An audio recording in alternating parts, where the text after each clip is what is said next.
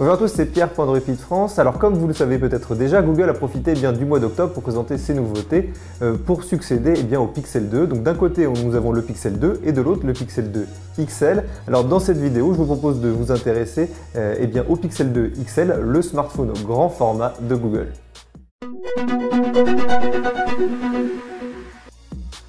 Le Google Pixel 2 XL suit la mode de l'écran large en arborant un format de 18 par 9. L'écran OLED a une diagonale de 6 pouces et une définition de 1440 par 2880 pixels, ce qui se traduit par une densité de pixels de 538 pixels par pouce. Avec une telle configuration, le Pixel 2 XL est donc compatible avec Daydream. Son corps en aluminium est certifié par la norme IP67, c'est-à-dire protégé contre l'eau et la poussière, et il faut bien reconnaître à Google qu'il a fait un produit de qualité. On ne sent quasiment pas la différence entre le corps en métal et le verre en haut. Alors sur le modèle noir et blanc, le bouton d'alimentation est de couleur, et sous le capot on retrouve un processeur Snapdragon 835 de Qualcomm, épaulé par 64 ou 128 Go de mémoire interne, mais contrairement aux iPhones, il n'y a pas de modèle à 256 Go. Côté autonomie, la batterie a une capacité de 3520 mAh, ce qui permet selon Google 7 heures d'autonomie après 15 minutes de chargement. La prise mini jack a disparu, mais rassurez-vous, il y a un adaptateur pour USB type C dans la boîte.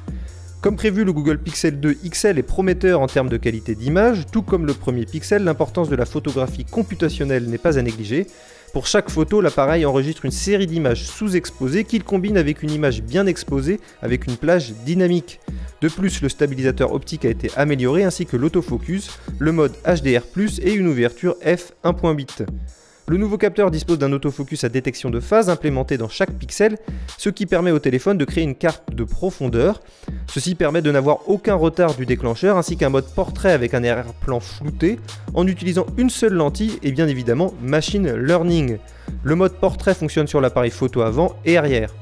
Pour les vidéos, il existe une stabilisation qui combine la stabilisation optique et électronique.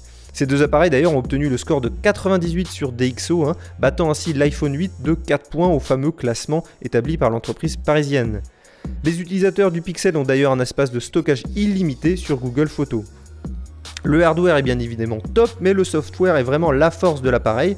Google a récemment changé son slogan, passant de Mobile First, c'est-à-dire le mobile en premier, à AI First, c'est-à-dire l'intelligence artificielle d'abord. Avec des produits tels que Google Photos ou avec son écosystème basé sur Home, le géant américain arrive à semer le doute chez les concurrents. Rick Osterloh, le patron de la division hardware de Google, l'a dit lui-même en parlant de l'intelligence artificielle, c'est là que se creusera l'écart dans les 10 prochaines années. Les utilisateurs retrouveront bien évidemment Google Assistant et pourront l'activer simplement en pressant leur smartphone, comme nous avons pu le voir sur le dernier HTC U11. De plus, Google Assistant permet de planifier des routines. Le système de reconnaissance visuelle Google Lens arrivera également cette année en version preview sur les Pixel 2. Bien sûr, la réalité augmentée AirCore est également de la partie sur ces nouveaux pixels. Voilà, c'est tout pour nos premières impressions sur ce Google Pixel 2 XL. Alors malheureusement, c'est la grande déception pour la France puisque le smartphone ne sera pas commercialisé dans l'Hexagone. La firme de Mountain View ne s'est pas vraiment justifiée sur cette décision, mais on pense que c'est tout simplement pour une absence de réseau de distribution que Google ne vend pas ce Pixel 2 XL en France. Si vous êtes intéressé pour l'acheter, sachez qu'il est commercialisé dans d'autres pays, notamment au Royaume-Uni ou en Allemagne. Côté tarif, ils sont assez salés puisqu'il faut compter 939 € pour la version 64 Go et 1049 € pour la version 128 Go. Dites-nous ce que vous pensez de ce smartphone dans les commentaires. N'oubliez pas, comme toujours, de liker cette vidéo et de vous abonner à notre chaîne YouTube. Et on se retrouve très vite sur la chaîne YouTube d'Android France pour une prochaine vidéo.